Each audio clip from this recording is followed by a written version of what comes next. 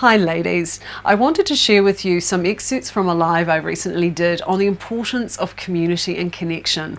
I actually bring in some of the science around this and link it back to addiction and why we need each other as tribal beings.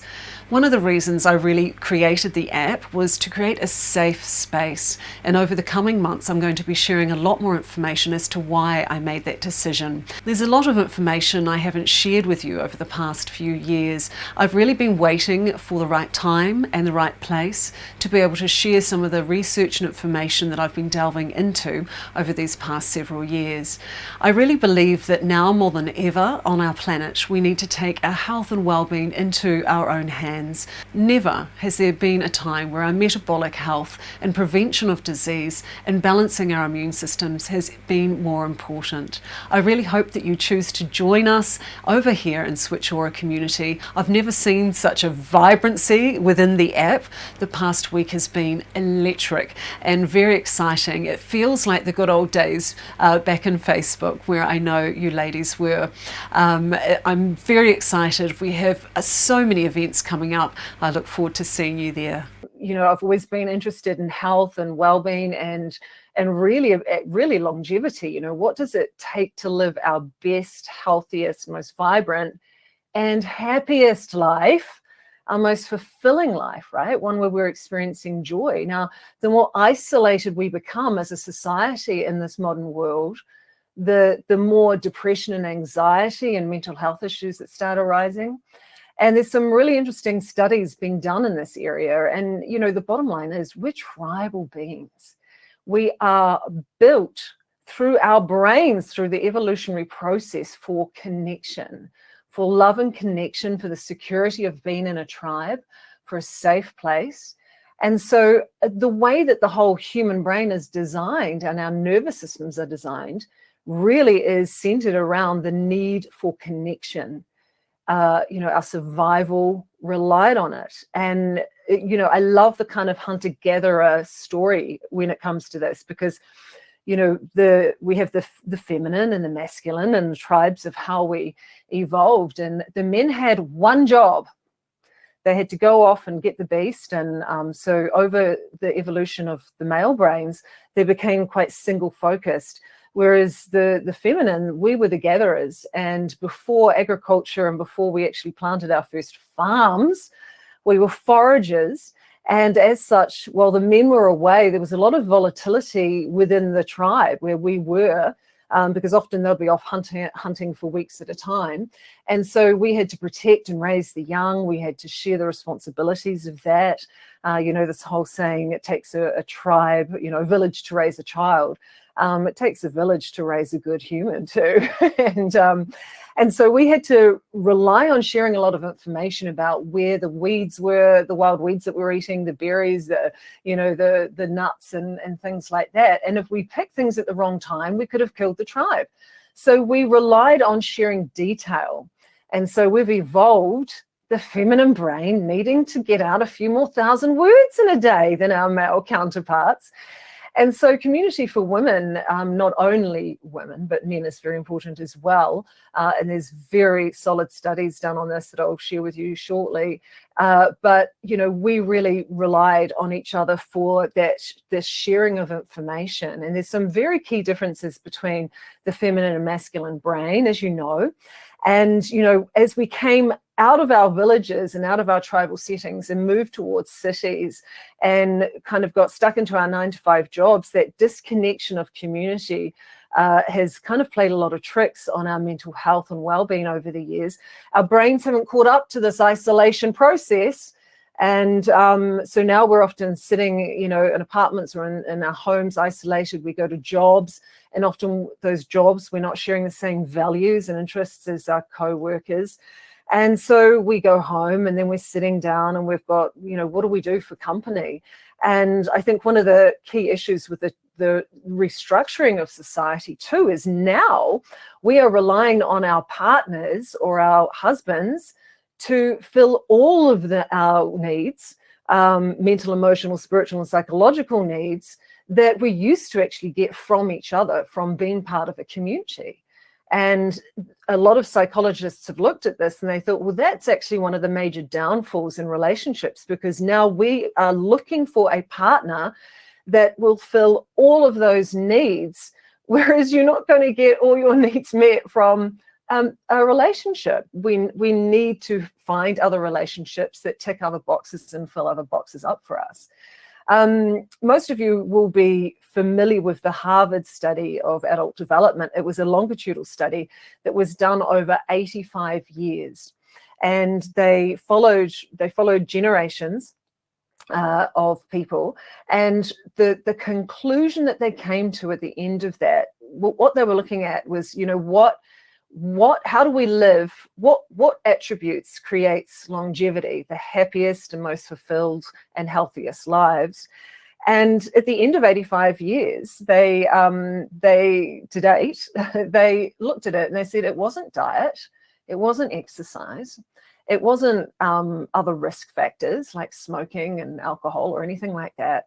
What actually contributed to the longest and healthiest lives is the quality of our connections, our relationships. And when we look at the blue zone regions around the world, which are the regions of the world where people live the longest, one of the foundational things that all of these blue zones have is a wonderful community and connection.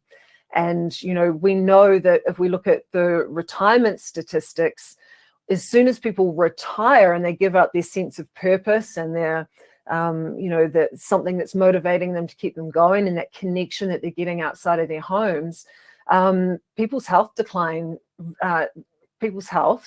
very, very rapidly. And so, looking at this, it's like, okay, so here we are, we're in this modern world, we're wired for community, we're wired for connection, we're wired for each other. I overlap the human needs, which I'll speak a little bit about shortly, into that.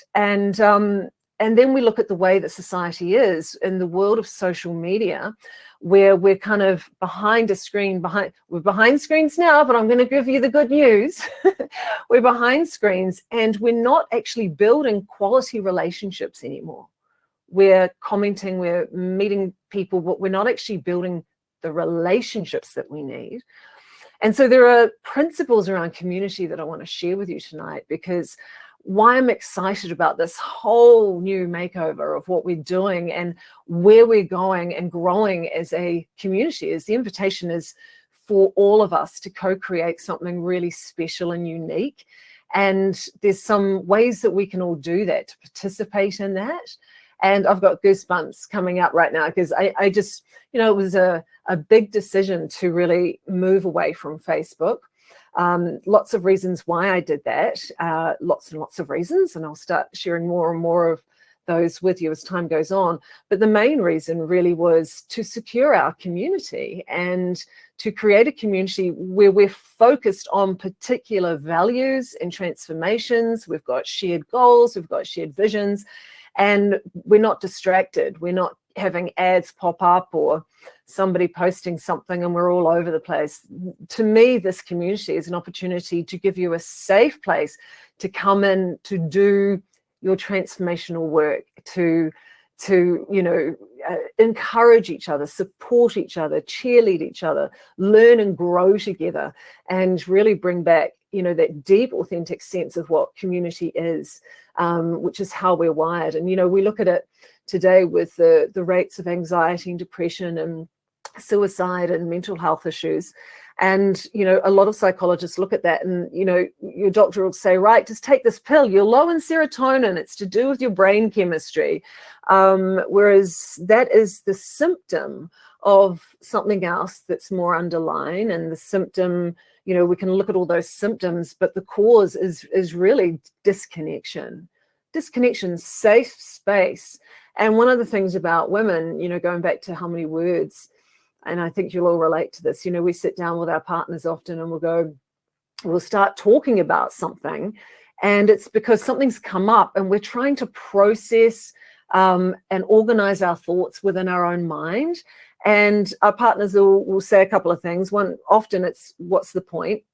And there is no point. There is no point. We just want to be able to talk and share. And it's through the communication process that we are processing and figuring out stuff within our own minds. We're organizing our own thoughts.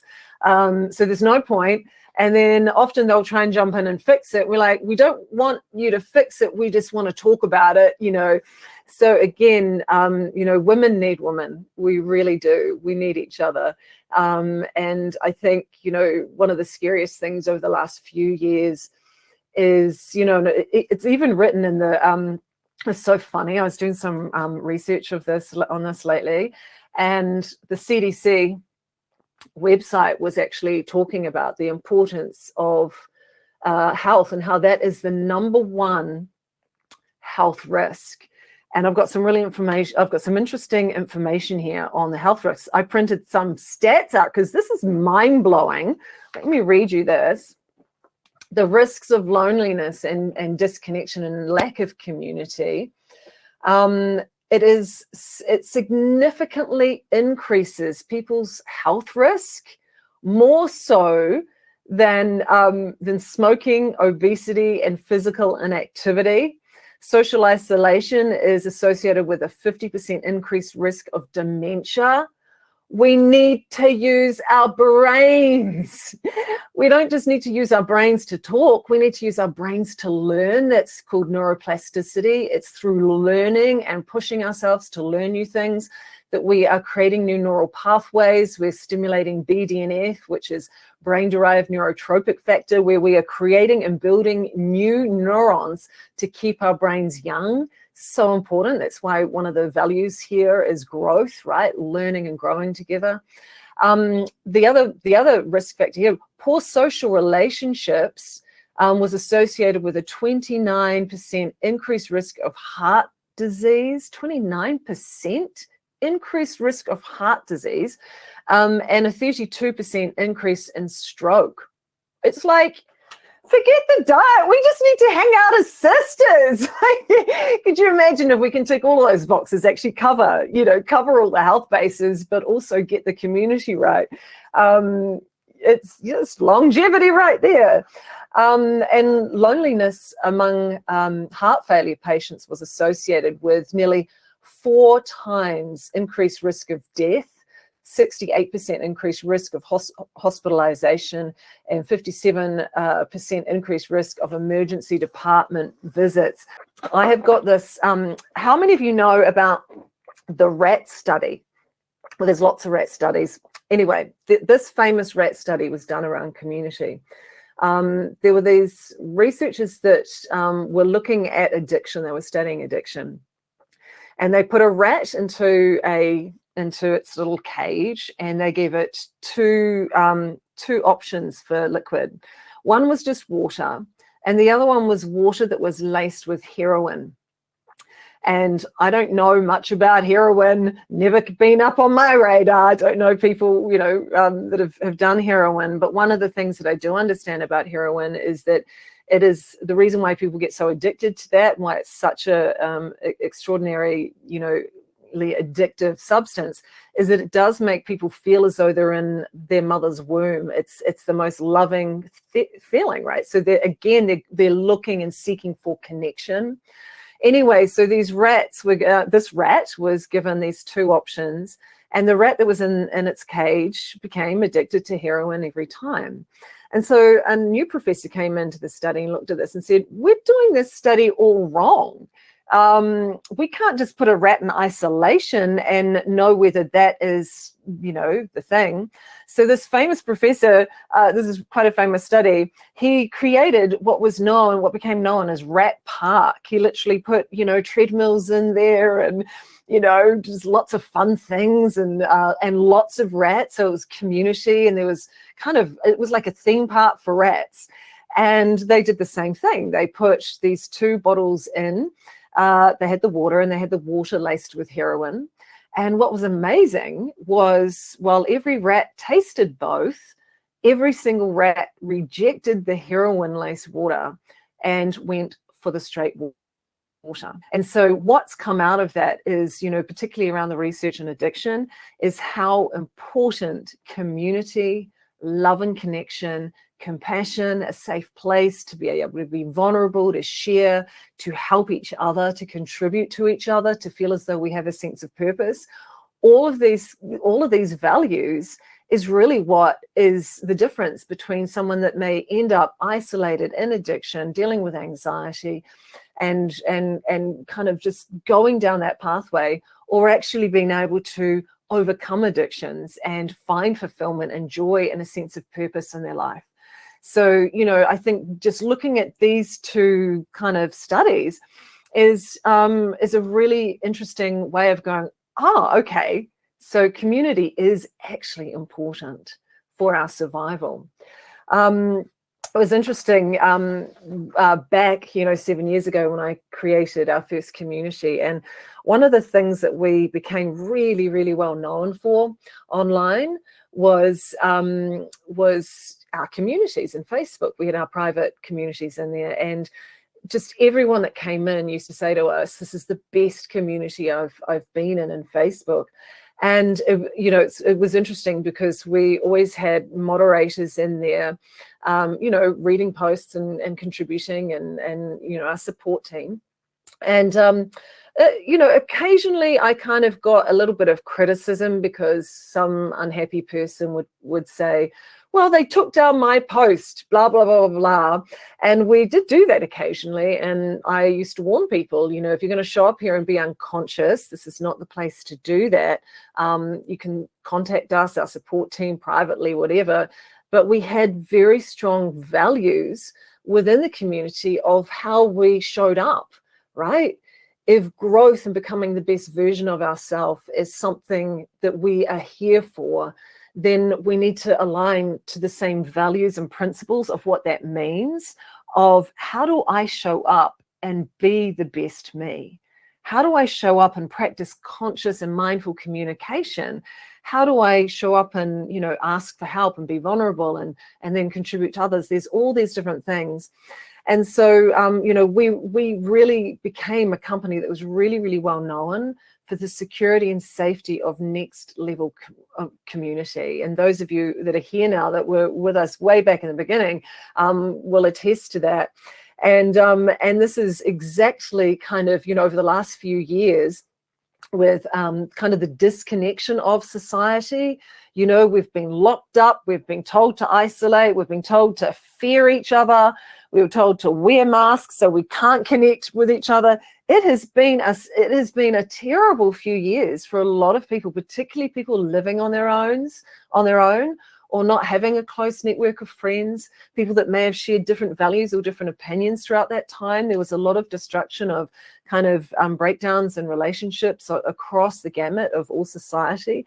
And, this is kind of one of the main reasons over the last year when we were coming out the first couple of years of this, I was just like, there's got to be a better way of really creating a safe, beautiful community to share information and support each other and actually bring back connection, right? No matter where we are in the world, no matter what our circumstances are, to be able to come and actually rebuild part of what is hardwired into our DNA, into our nervous systems, into the way that we have evolved as women and as men. We're here, but as tribal beings, to really kind of bring back that connection. So when we kind of launched our communities online, I really communicated to the team that we are going to be basing this on really understanding what our 6 human needs are in psychology. And our goal as a company is to help people fill those needs to the highest level.